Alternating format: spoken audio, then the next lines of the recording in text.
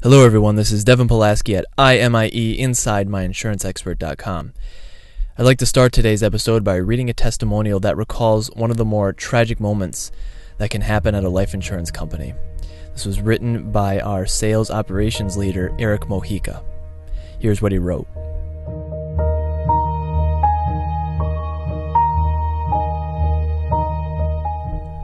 The loss of a loved one results in a mixture of grief and longing.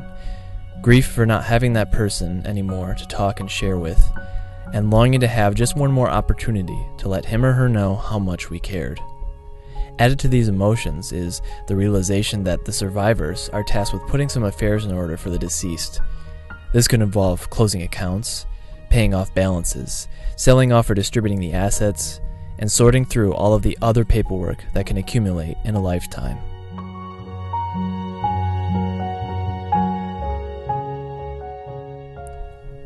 What's more, for those who relied on the income of the deceased, it involves the uncertainty that they'll be able to continue their existing lifestyle, such as staying in the family home, paying for childcare, sending their kids to college, retiring, etc.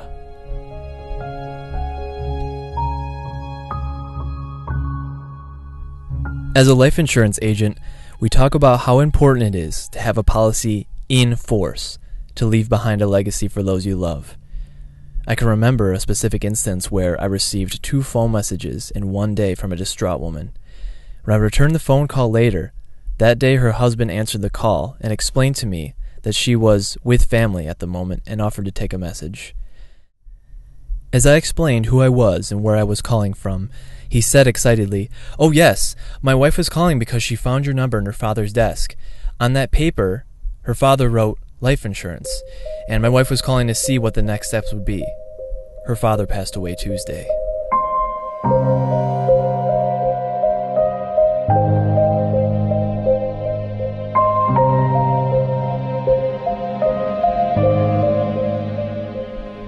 I offered my condolences and searched through our computer system.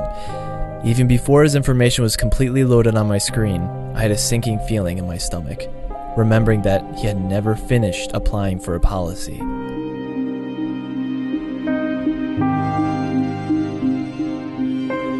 When I called back, I said, "I'm very sorry, but I had not written a policy for him. The last discussion we had on the matter was that he wanted to think it over." There were a few seconds of silence before he sighed and asked, "Are you absolutely sure?" I did another company-wide search and tried for hours asking everyone I knew who might have any information, and I confirmed that we had no record of him obtaining coverage. I said to them, trying to keep encouraging, maybe there was another agent who he did move forward with, maybe at this company or maybe at a different one. So keep checking around for any other paperwork about life insurance. If you find anything, I'd be happy to answer any questions for you and your family. He didn't seem confident that there would be anything else to find. We wished each other well, and for the rest of the day, I was hoping to get one more call from them. I never did.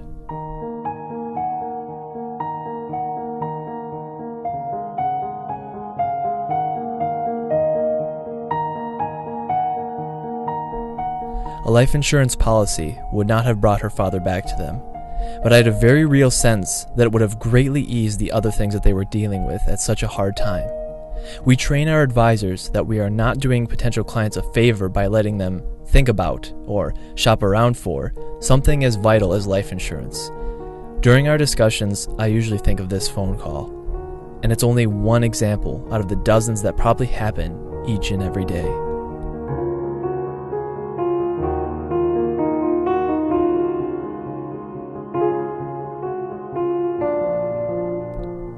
So the topic for today's podcast, in force, is the only life insurance policy that pays.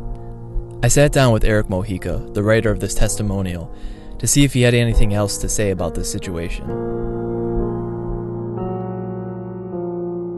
So for our listeners, just to give them a little bit of perspective, I guess just give your background and what you do here at myinsuranceexpert.com.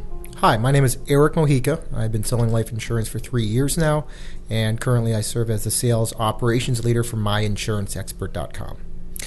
And Eric, you mentioned in the story that you keep that situation in mind where, the person called you and they were in distress and they were hoping that they had life insurance. And you said you keep this in mind when you're talking to your clients. Do you ever actually mention this situation to them while you're speaking to them if they're, don't feel comfortable moving forward? Yes, it comes through a lot in how we talk about the importance of having life insurance, and clients that really aren't ready to move forward. This story comes in mind because almost being insured really doesn't do anything to protect anybody.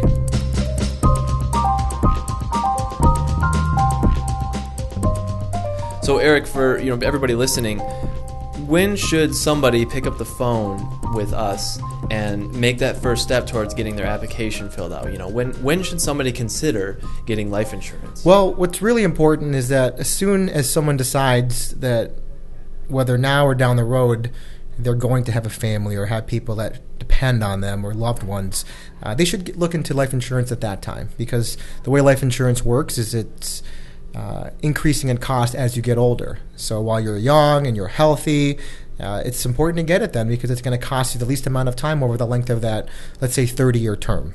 So as soon as possible is when everybody should get it, because we talk to a lot of people every day that unfortunately are not insurable. What makes them not insurable? What are some common things that prevent people from being insurable? Well, the things that insurance companies generally look at to determine your eligibility are going to be your health. But there's a lot of other factors that come into play as well, along with your driving record, whether or not you do any dangerous activities, any major medical problems that run in your family.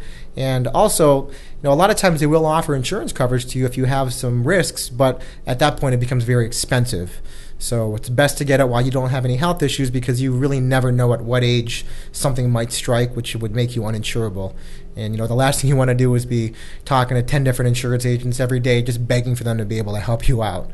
Right.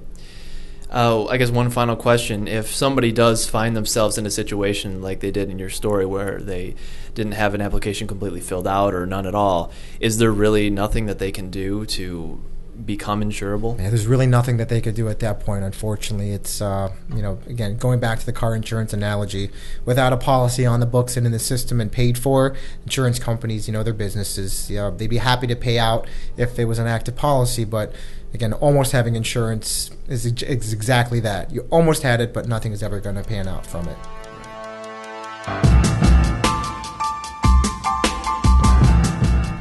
Well, thank you, listeners, for joining me at iMIE, InsideMyInsuranceExpert.com. I'm Devin Pulaski, and be sure to check out this podcast and plenty of other content on our social media networks, which you can find at www.myinsuranceexpert.com.